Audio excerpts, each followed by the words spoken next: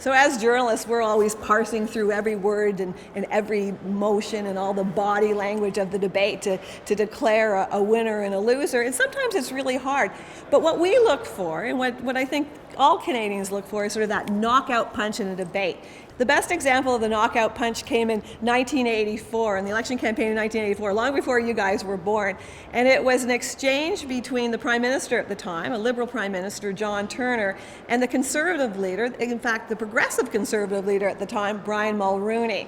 And it was all about patronage and choices that the Liberals had to make, because John Turner had put a number of Liberals into really high, well-paying government positions. A lot of Canadians didn't like this. Brian Mulroney pointed that out, and he said, "You had a choice, Mr. Turner." Well, I've told you and told the Canadian people, Mr. Mulroney, that I had no option.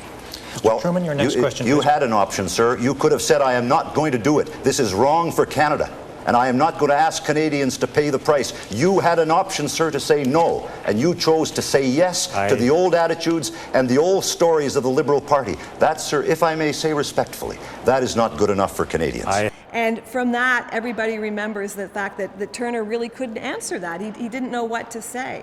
And it was seen that he lost the debate. Another really good example of a knockout punch came in the last election, in the 2011 debate. And there was an exchange between Jack Layton, who at the time was the New Democratic leader, and Michael Ignatieff, who was the Liberal leader. I've got to ask you then, why do you have the worst attendance record in the House of Commons of any member of Parliament? If you want to be Prime Minister, you better learn how to be a member of Parliament first. You know, most Canadians, if they don't show up for work, they don't get a promotion. And that was something that was remembered as well. And I think went on to hurt Michael Ignatieff in the campaign. He lost, the Liberals were devastated, and of course the NDP rose to become the opposition party.